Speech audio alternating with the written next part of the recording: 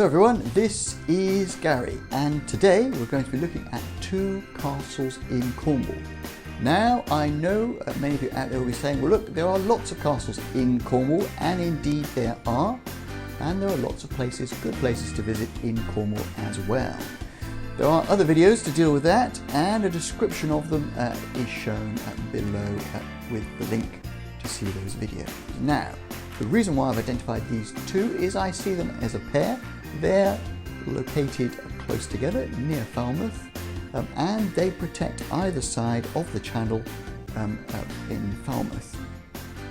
Okay, so the first of the two Henry VIII castles in Cornwall we want to look at is Pendennis Castle.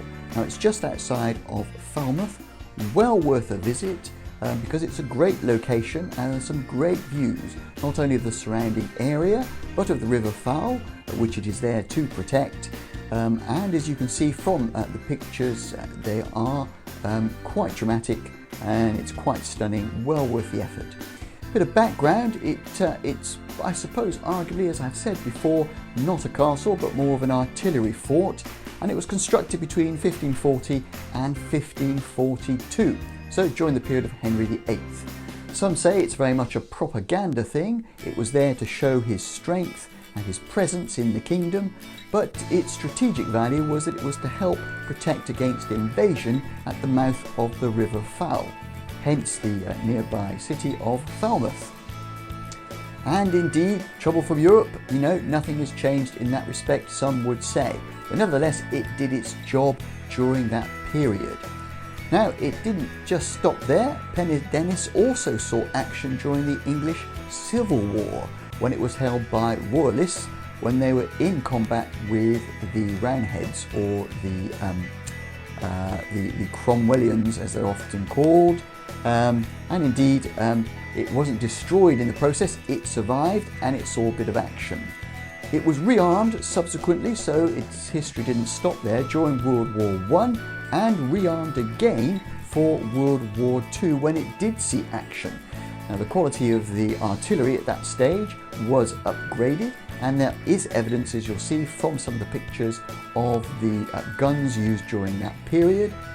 Also during that period they built barracks, so there are later buildings which look quite spectacular as well in the location. In 1956, however, it was finally decommissioned.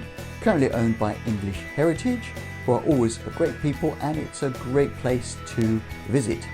Now the location is such that it's quite dramatic, I think, as you'll see from some of the following pictures. And from there we'll then go on to the second, the twin, the sister castle of Henry VIII in Cornwall, having left Pendennis. But here we go for some more pictures of Pendennis Castle.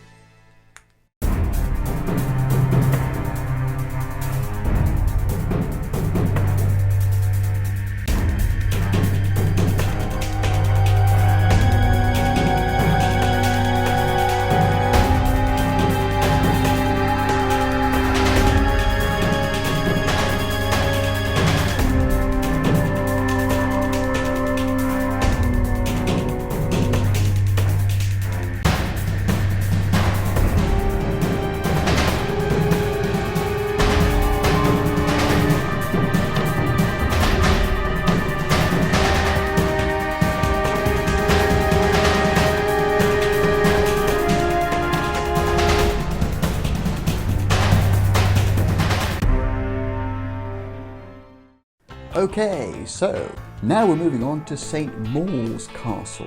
To find it, you have to go, not surprisingly, to St Mawes. Well worth a visit in its own right, I would suggest, as you can see from the pictures behind me. Nice village, really nice place to have a look. And to get to it, you can go across what is known as the King Harry's Ferry. That is also well worth visiting and travelling across the River Fal in your car or on foot if you wish. But when you get to St Mawes, well, then you from there can go to St Mawes Castle. Again, arguably it's not a castle because it is really an artillery fort, and it was constructed originally by Henry VIII between 1540 and 1542, just the same as Pendennis. It is operated in partnership with its sister castle, Pendennis, for some time, and it's on the other side of the estuary, protecting against invasion at the mouth of the River Fal. Now, it saw action during that period.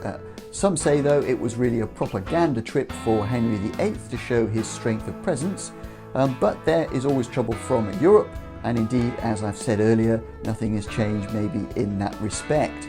But nevertheless, during the English Civil War, it also saw action, just like Pendennis, when it was held by Royalist supporters of King Charles I. And ultimately, they surrendered in 1646, just as they did in Pendennis. Thankfully, however, it was not destroyed in the process. Now, the outdated castle was turned into a barracks and gun battery, as I've said, and brought back into service during both World War I and World War II. During World War II, it was a naval artillery and an anti-aircraft gun placement. Now, the castle has quite elegant carved 16th century decorations, including sea monsters, gargoyles and other things. And if you're able to get inside the building, even better. You'll see some inside images behind me. It has quite spectacular views of the surrounding area, particularly of the estuary mouth of the River Fal, and you'll see in those pictures quite stunning views. You'll also see, as this video continues, a little bit more of the dramatic nature of the surrounding area, which I'll also show you as well, and I hope you enjoy it.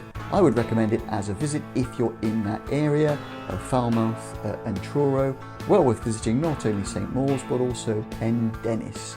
So enjoy the pictures. Thank you very much.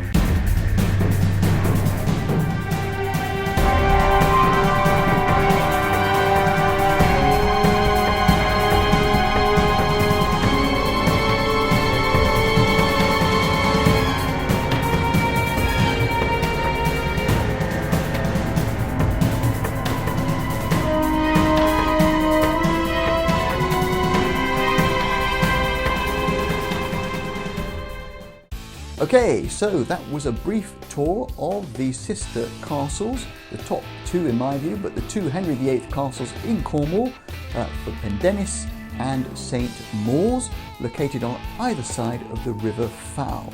Well worth a visit, and in particular, as I've said earlier, well worth taking a trip between the two if you can across King Harry's ferry.